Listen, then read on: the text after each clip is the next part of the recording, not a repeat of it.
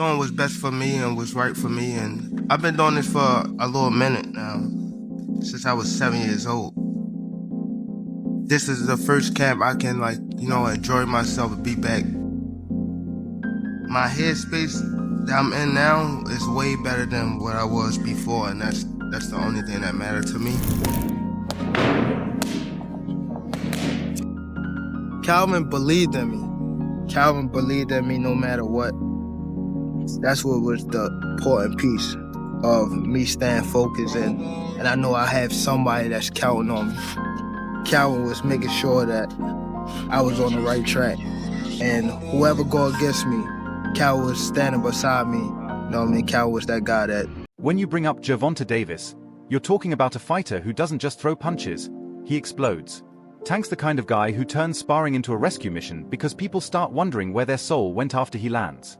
Because in boxing, anything can happen. That's like this fight. It's a different type of fight. Anything can happen, you know? But it's going to be a great fight. It's going to be a fight. Yeah. He's tough. You know, he's fast, he's strong. He's someone in his prime. He's hungry, you know what I mean? He's not someone that's like a walking duck. You know what I mean? He's someone he's coming to win. You know what I mean? He got that mentality that he want to win. Like he's a great opponent. I feel as though he's gonna be champion one day. Every move he's making in camp right now shows pure obsession. He's not laughing, not relaxing.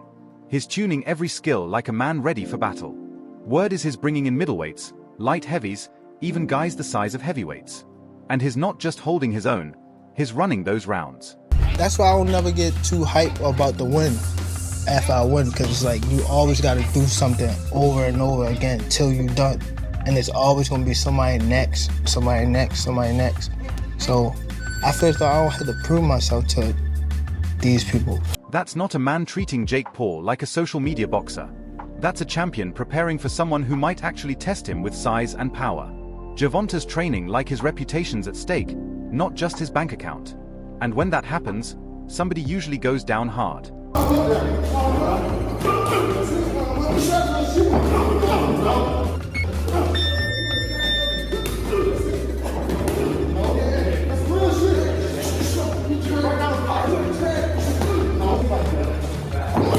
But on the other side, Jake Paul isn't coming into this fight as some influencer anymore.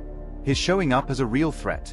Say what you want, but the guy built a career out of breaking expectations.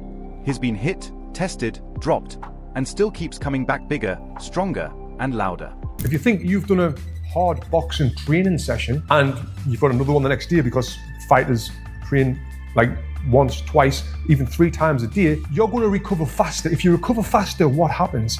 You perform better on the next session. So let's just say an average boxer is progressing like this because they're not recovering properly.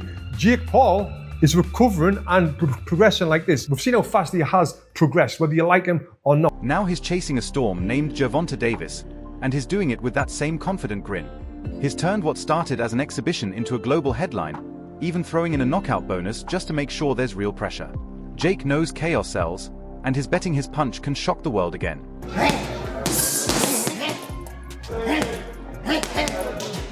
I'm already a legend from where I came from, or what I've done. Like, I done been through mad stuff, like sleeping on floors, crack house, all that type stuff. Like, I've been through all that. I ain't gotta prove nothing to nobody else. So while Davis fights to remind everyone boxing still belongs to boxers, Jake's out to prove that drive, confidence, and hype can change the rules. Either way, something historic's about to happen. And right after we talk about Tank's ruthless mindset heading into Jake Paul, we get expert proof, Sean Porter and Jordan Chapman breaking down why Gervonta's power isn't just hype, it's headline material. Is Tank power really that crazy? Yes. Yes. But you have to understand, what you have to understand is it's 135 pound crazy. So he can whack at 135 pounds, he can whack like he's a middleweight. That power that he carries for the weight class he's in is serious. Porter basically says, yeah, Tank hits like a middleweight trapped in a lightweight's body. And I'm thinking, that's not praise, that's a warning. His power doesn't make sense on paper. It's like a controller shaking too hard, and you're checking if it broke, That's Tank's left hand for real. What Porter nailed perfectly is that Tank isn't just strong, he's smart. He's constantly calculating distance and timing like a human computer wearing gloves. Y'all don't know about, or maybe y'all do. I'm gonna just say it. Tank is a master at range and distance. Oh, But a lot of fighters, they establish the range and the distance with the jab and with combinations and things like that. He just feel it. dude, it was amazing. That's why I love watching him, bro. I love watching him for that reason. Yeah, because you can see him thinking. Ooh. While most fighters throw combinations hoping something connects, Tank's different. He's patient, scanning, studying. I'll wait, he seems to say, download your plan, then shut it down with one counter. You can literally see him thinking in there, calm, cold, and dangerous. It's like watching a predator move slow before striking. By the time you notice, you're already halfway through your post-fight speech. Tank's not just powerful, he's precise. That's what makes him scary. I said, yo, this kid is no game. I said, he sizes you up. I said, you don't understand. Tank be calculating as he go. Computer. It ain't low. I'm gonna go back to the corner and I'm gonna make adjustments. Yo, he makes them on the fly. And just when you think Sean Porter's take couldn't be topped, Bernard Hopkins steps in like a professor of pain and says, Jake Paul, that's not boxing. You could feel the air change. When Hopkins talks about respect for the sport, it carries weight. This is a man who fought into his 50s and still looked like he could outlift anyone. And honestly, I get his point. Jake's world runs on entertainment, not sanctioning. It's YouTube mixed with pay-per-view, a blend of Rocky and reality TV.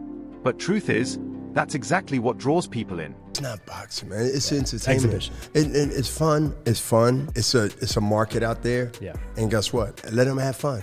But don't mix it up with boxing. Yeah. Boxing is a sport that needs to be respected.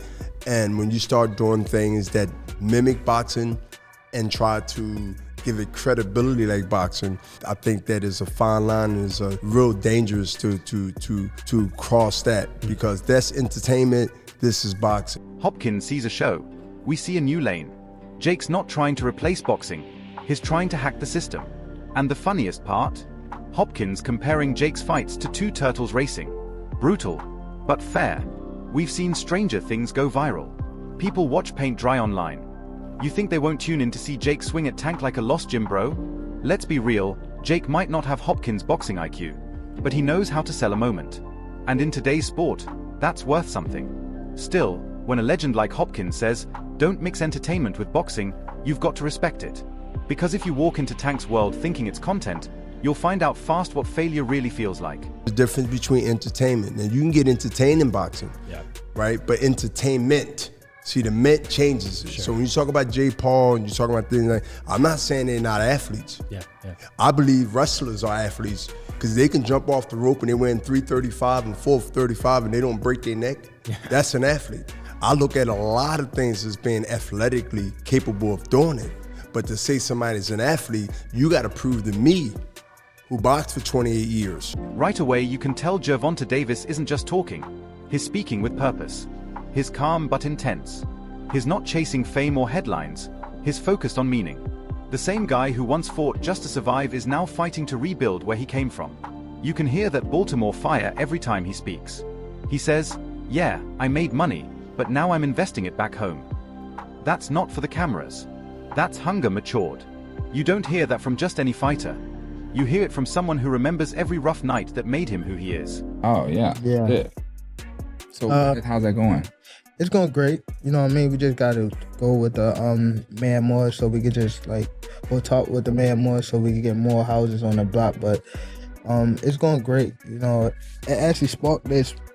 I think it was pictures around of me, you know, on the block before. Then I came back with the Rafe and stuff like that. It was like, all right, cool. You did all that.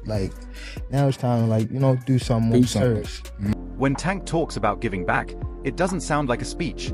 It sounds like a promise. He's not flashing cars or chains. He's talking about ownership. Buying back the block isn't just a quote. It's a mission. He's putting money into gyms, real estate, and things that last. Most fighters focus on another payday. Tank's building permanence. He's turning success into something that stays after he's done fighting. The same sharp focus that wins him fights is now aimed at long-term moves. The man who fought for respect now wants to create something that lives longer than applause. That's real growth. That's what really was the spark. Do you have any further goals of investing in the city? Definitely investing in the youth, but me personally, I don't want to sound crazy, but me personally, I'm only like helping things like that for people I care for. I can't just help just anybody. Like I'm past that stage now too. It's helping people, that's over with. That's the difference between fighters who chase attention and fighters who chase purpose. Tank's already ruled the ring. Now he's going after the system behind it. He's not chasing viral clips. He's building a base for the future. The same mindset that had him knocking out challengers at 135 is now focused on property, business, and legacy. Call it maturity or evolution. But it's clear, Gervonta Davis isn't just fighting people anymore. He's fighting for his name and his city. Quietly, intelligently, and with that same Baltimore fire that made him who he is. It's bigger than boxing now. It's survival turned strategy. What do you want your legacy to be, if you care? Because some interviews I see you say like, yeah, I don't care about this, I don't care about that. Where you stand on that? It's just like, it's so up and down in the sport. When I say up and down in the sport, it's like a lot of people don't know, but it been 3 and 4 people in my weight class that been undisputed type of thing, and they held it for like only a couple months. I beat Ryan beat Devin was undisputed. And that's what makes this whole story wild. It's not just a fight, it's a clash of worlds. On one side, Gervonta Davis, the cold, calculated destroyer with Mayweather's defense, Tyson's killer instinct, and a sharper business mind than ever. On the other, Jake Paul, the rule breaker bringing showbiz into a sport built on grit. Call it chaos or genius, it's must-watch because everyone's wondering the same thing. Can real skill shut down hype, or is Jake crazy enough to shock boxing one more time? Drop your thoughts in the comments. Is this legacy or lunacy? Debate it, argue it, speak your mind. And make sure to like, share, and subscribe to Boxing Headquarters. This story's just getting started.